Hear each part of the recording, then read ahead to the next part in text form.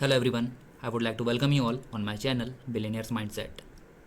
तो दोस्तों, last week हम लोगों ने price action based analysis study की थी इंटेलेक्ट डिज़ाइन एरेना और काबरा एक्सट्रूशन टेक के ऊपर। और उसके बाद में इन स्टॉक्स ने लास्ट वीक में ही एक बहुत बड़ा डाउन साइड भी दिखाया था। और अभी उसके पीछे मेरी क्या एनालिसिस है, मैं आपके साथ में वही शेयर करना चाहूँगा। So now let's move on to the charts guys. So guys, finally we are on the chart of Nifty. और निफ्टी में मुझे एक रेंज बाउंड जो मूवमेंट दिख रहा है वो कुछ इस तरह से दिख रहा है।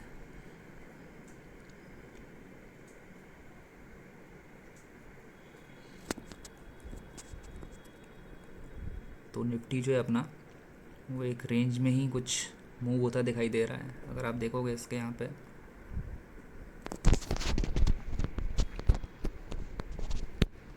अगर आप लोग देखोगे तो 1 आवर चार्ट पर जो इसने सपोर्ट लिया हुआ है 1 2 3 4 5, तो इसने ये टाइम पे भी यहाँ से बाउंस बैक किया अपसाइड में। तो इसका जो ऊपर जो रेजिस्टेंस लेवल बना हुआ है वो तो यही वाली लाइन है जो मैंने आपके हाथ में शेयर की है अभी। तो ये निफ्टी का व्यू है, जब तक इसको ब्रेक नहीं करता तब तक ये चार्ट मुझे एक रेंज बाउंड ही एक रेंज में ही नज़र आ रहा है। So guys, now let's move on to the intellect design. तो दोस्तों, फाइनली हम लोग आ गए हैं इंटेलेक्ट डिज़ाइन एरेना के चार्ट पर। तो पिछले हफ्ते में जो मैंने आपके साथ में एक एनालिसिस शेयर की थी वो कुछ इस तरह से थी।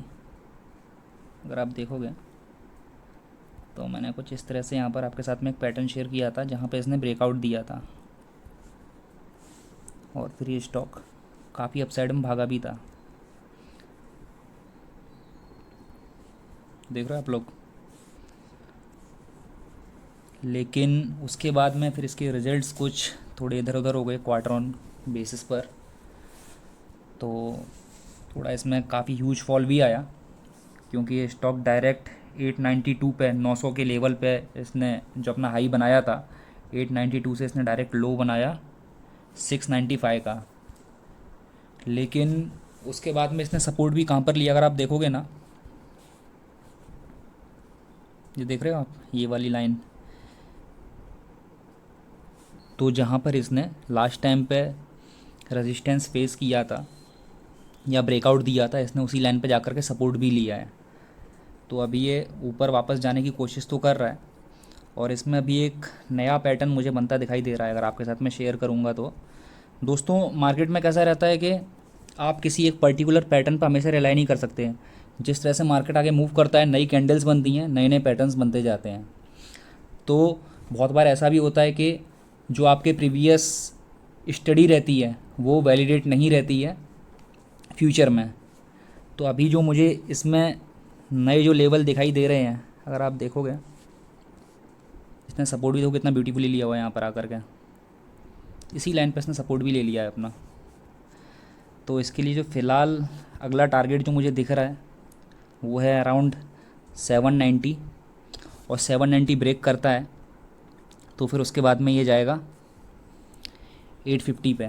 850 पे हम लोग इसमें प्रॉफिट बुकिंग कर सकते हैं। और मुझे इसमें क्या लग रहा है कि ये यहाँ पर एक पैटर्न बना रहा है, फ्लैग पैटर्न काइंड का। फिर से वो फ्लैग पैटर्न मुझे क्यों दिख रहा है मैं आपके साथ में वो भी शेयर करता हूँ। मुझे ये फ्लैग पैटर्न इसलिए दिख रहा है क्योंकि ये स्टॉक यहाँ से ऐसे आया, फिर ये कुछ इस तरह से एक अपना फ्लैग पैटर्न बना रहा है। अगर इसको ब्रेक करेगा तो फिर ये ऊपर निकल सकता है यहाँ से। तो आई थिंक कि ये फिर 1000 तक भी जा सकता है। सो लेट्स सी मार्केट में क्या मूवमेंट रहती है। लेकिन मैंने एक चीज़ और देखी है, जैसे ही स्टॉक नीचे जा रहा था लोग मनी कंट्रोल पर जाकर के पता नहीं क्या क्या अनाप शनाप लिख रहे थे कि this stock should be buried down very deep, इसको एकदम नीचे गिर जाना चाहिए। मुझे नहीं लगता कि ऐसे कमेंट्स पढ़ कर के आपको अपनी बाई और सेल की डिसीजन लेना चाहिए। पहली बात तो ये है, काफ़ी सारे लोगों ने पता है कहाँ पे बाई किया, स्विंग का वेट नहीं किया। वो कमेंट पढ़ रहा हूँ ना, लोगों ने कहाँ पे बाई किया है, ऑल टाइम हाई पे बाई किया है। भाई अगर बाय कर रहे हो तो कम से कम स्विंग का तो वेट करो। स्विंग क्या रहता है, स्विंग ये रहता है ये स्टॉक यहाँ से ऊपर गया हल्का, अब यहाँ पे मत खरीदो भाई, इसको थोड़ा वेट करो। ये अगर नीचे आता है फिर नीचे से यहाँ से फिर ये वापस ऊपर जाता है, जब इसको ब्रेक करता है तो यहाँ पे ख़रीदो। अगर यहाँ पे आपको कन्फर्मेशन देता है ऐसी कैंडल बना करके, तो समवेयर अराउंड इधर ख़रीदो ना फिर।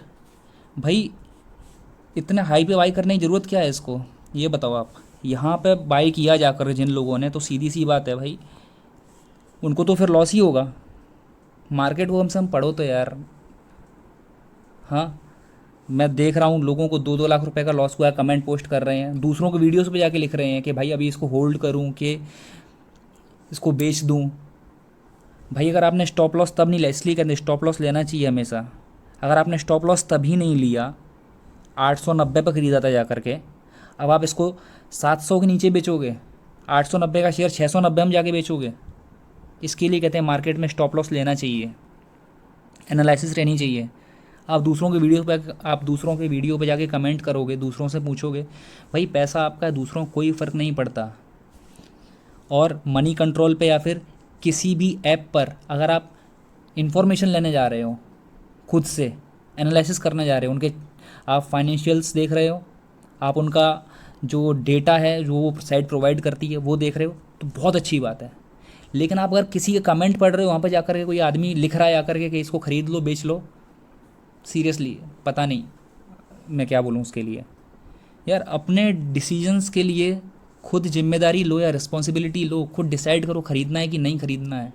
किसी को कोई फ़र्क नहीं पड़ता, आपका पैसा है वो। आप एकदम ऑल टाइम हाई पे ख़रीद लोगे जाकर के, बाद में जाकर के जब लॉस होता है उसमें कोई रिस्पॉन्सिबिलिटी नहीं लेगा। क्या पता मनी कंट्रोल पे या फिर किसी भी ऐप पर कोई आकर कमेंट सेक्शन में कुछ भी लिख रहा है, वो कौन है, आप ऐसे करके डिसाइड नहीं कर सकते यार। खैर anyways now let's move on to Kabra extrusion tech. So guys finally we are on Kabra extrusion tech. तो लास्ट वीक में जो इसमें मैंने जो ब्रेकआउट आपको दिखाया था वो समथिंग लाइक दिस था, देखोगे तो कुछ इस तरह से ये इसने ब्रेकआउट दिया था और नीचे इसने ट्रिपल बॉटम भी बनाया था, जो कि एक्सट्रीमली बुलिश एक पैटर्न है अगर आप देखोगे तो।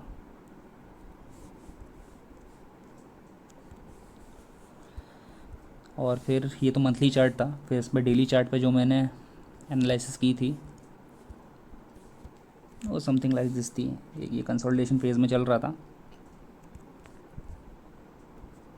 फिर जैसे इसने इसको ब्रेकआउट दिया था यहाँ पर, ये ऊपर गया था कुछ इस तरह से, यहाँ पे बना रहा था पैटर्न अपना, देख रहे हैं आप लोग। तो दोस्तों मैंने जो इसमें बाइंग भी की थी अपनी, वो किस लेवल पे की थी, 211 के आसपास। और इसने जो अपना देखो सपोर्ट भी लिया है ना, इधर आके लिया है। अभी इसने भी लास्ट वीक में अगर आप देखोगे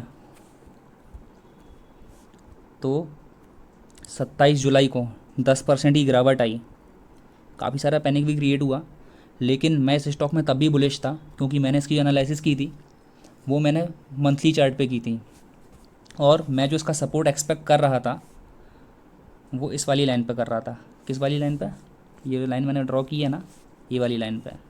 और इसने वहाँ पे आकर के सपोर्ट भी लिया, देख रहे हो आप लोग यहाँ पे। अभी इसमें भी काफ़ी लोग पैनिक हो गए क्योंकि इसने जो लो बनाया वो कितने का बना दिया, यहाँ पे 195 का इसने लो बनाया 28 जुलाई को। और 28 जुलाई को ये लो बना के 5% ऊपर भी गया। मतलब स्टार्ट ऑफ द डे में ये शायद नीचे गया था, लेट्स सी ऑन द, ठीक है। अगर आप देखोगे तो 28 जुलाई को ये जब ओपन हुआ तो ये 4% नीचे गया था, ये देखो, सॉरी, हाँ अभी देखो आप, ये देखो 4% नीचे गया था। हाँ 28 जुलाई को सुबह जैसे ही मार्केट ओपन हुआ ये नीचे गया। फिर उसके बाद में इसने रिकवरी दिखाई और सेम डे पे ये जो क्लोजिंग दी है इसने, ये 5% ऊपर गया है। मैं इसमें अभी बुलिश हूँ, मेरी इसमें अभी पोजीशन है क्योंकि मुझे ऐसा लग रहा है, क्योंकि इस स्टॉक ने मंथली ब्रेकआउट दिया है, मंथली चार्ट्स पर उसको मल्टी ईयर ब्रेकआउट कहते हैं। और मैं अभी भी इसमें बुलिश हूँ क्योंकि मुझे लग रहा है कि ये स्टॉक 500 या 550 तक जा सकता है। और मैं ऐसी कोई आपको गारंटी नहीं दे रहा हूँ, ना ही मैं किसी को बोल रहा हूँ कि आप खरीदो। अगर आप कोई पोजीशन लेते हो मार्केट में, आप उसका डिसीजन जो ले रहे हो अपनी रिस्पॉन्सिबिलिटी के साथ में, मैच्योरिटी के साथ में लीजिए।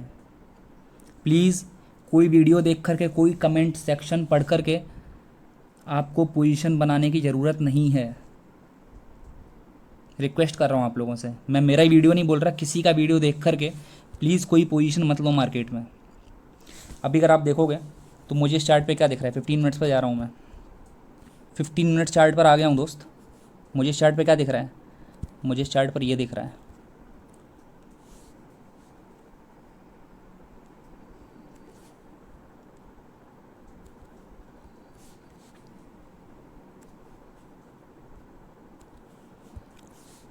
एक ट्रायंगल बनता दिख रहा है मुझे, और मैं वेट कर रहा हूँ इसको ब्रेक करे ऊपर जाए।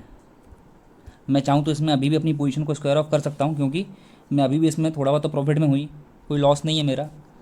लेकिन मेरी एक एनालिसिस है और मैं उस एनालिसिस पर स्टैंड ले रहा हूँ अपना रिस्पॉन्सिबिलिटी के साथ में, इसलिए मैं वेट कर रहा हूँ ये स्टॉक ऊपर जाएगा। तो गाइस इस स्टॉक में मुझे क्या एक्सपेक्ट हो रहा है कि ये स्टॉक ऊपर जाएगा, और इसमें जो मेरी एनालिसिस है ना वो क्या बता रही है, वो ये बता रही है कि ये जो स्टॉक है इसने यहाँ पर ना एक गैप डाउन ओपनिंग दिया था, और इस गैप को फिल करना ही ऊपर आएगा, मुझे ऐसा लग रहा है। और मार्केट में कभी कुछ श्योर नहीं होता, मैं ऐसी कुछ यहाँ पर ड्राइंग बना रहा हूँ तो यहाँ पे पता है क्या, मैं एक एनालिसिस कर रहा हूँ जो कि गलत भी हो सकती है, कभी कभी बहुत बार होती भी है। लेकिन जो मेरा विन रेशियो रहता है वो क्या रहता है, अगर मैंने 10 एनालिसिस की हुई हैं तो 10 में से मेरा 7 एनालिसिस करेक्ट होना चाहिए, 3 रॉन्ग हो गया तो कोई फ़र्क नहीं पड़ता, मेरा विन रेशियो ज़्यादा होना चाहिए हमेशा। क्योंकि मार्केट में क्या है, मार्केट में एक आर्मी है। आर्मी कैसी है, अगर आप अभी ये वाली लाइन देख रहे हो ऊपर वाली जो मैंने बनाई है, यहाँ पे सेलर्स खड़े हैं, यहाँ पे बायर्स खड़े हैं। सेलर्स अभी यहीं पर हैं, बायर्स लेकिन फोर्स के साथ में ऊपर बढ़ते जा रहे हैं, तो बायर्स की ताकत बढ़ रही है। तो बायर्स जैसे ही सेलर्स की ताकत को काट देंगे तो ऊपर निकल जाएंगे। ये एनालिसिस रहती है, तो हम लोग ये आइडेंटिफाई करने की कोशिश करते हैं कि मार्केट में क्या चल रहा है। So guys Kabra extrusion tech में मैं तो अभी भी बुलिश हूँ, क्योंकि गाइज़ जितना भी नॉइज़ रहता है ना मार्केट में, या फिर दूसरे कुछ भी बोल रहे हैं, मैं उससे अपने आप को बॉदर नहीं करता। मैं सिर्फ चार्ट देखता हूँ, और मैं ट्रेडिंग चार्ट के बेसिस पे ही करता हूँ। और मैं फंडामेंटल्स भी काफ़ी बार चेक इसलिए नहीं करता हूँ कि मान लो मैं अगर आज किसी स्टॉक में पोजीशन बना रहा हूँ और उसका जो फंडामेंटल एनालिसिस है, उसके जो रिपोर्ट्स हैं वो क्वार्टरली बेसिस पर रिलीज़ होते हैं।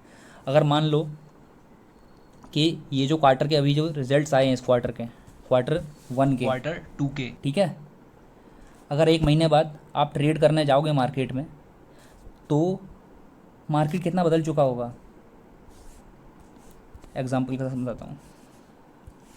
एग्जाम्पल मेरा ये है, अभी Q1 के रिजल्ट आए, Q2 के, एक कंपनी ने अपना कुछ स्टेटमेंट P&L या फिर अपना जो भी स्टेटमेंट्स उन्होंने फाइनेंशियल स्टेटमेंट्स अपने डिक्लेयर किए, ठीक है। अब 1 महीने बाद में क्या ये रिपोर्ट सेम रहने वाली है, ये तो बदलेगी। और मैं ट्रेड लेने जा रहा हूँ, स्विंग ट्रेडिंग कर रहा हूँ, मेरा ट्रेड 1 हफ्ते से लेकर के 1 महीने तक चलेगा, लेकिन जो अगले रिजल्ट होंगे वो तो Q2 में आएंगे। हाँ, तो मैं फंडामेंटल एनालिसिस के बेसिस पर कैसे ट्रेड ले सकता हूँ। अगर मैं स्विंग ट्रेडिंग कर रहा हूँ तो मुझे टेक्निकल्स ही देखने हैं।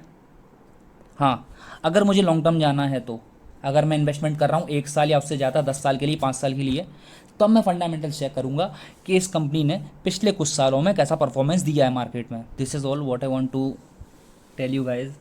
क्योंकि मैं ये नहीं कह रहा कि मेरी एनालिसिस एकदम परफेक्ट रहने वाली है, ये इसमें स्टॉक बुलिश होगा, ऊपर ही जाएगा, लेकिन आपको अपने स्टॉप लॉस को और टारगेट्स को फिक्स करके चलना पड़ेगा। और आपको ये भी देखना पड़ेगा कि आप किस टाइम फ्रेम पे एनालिसिस कर रहे हो। अगर आप 15 मिनट के चार्ट पे एनालिसिस कर रहे हो तो उधर से आपको जल्दी ही एग्जिट करना है। 1 घंटे पे कर रहे हो तो आप स्विंग ट्रेड ले सकते हो। 1 दिन के चार्ट पे कर रहे हो, 1 हफ्ते पे कर रहे हो, 1 वीक पे, तो आप उधर थोड़ा लॉन्ग रुक सकते हो मार्केट में, थोड़ा ज़्यादा समय के लिए रुक सकते हो।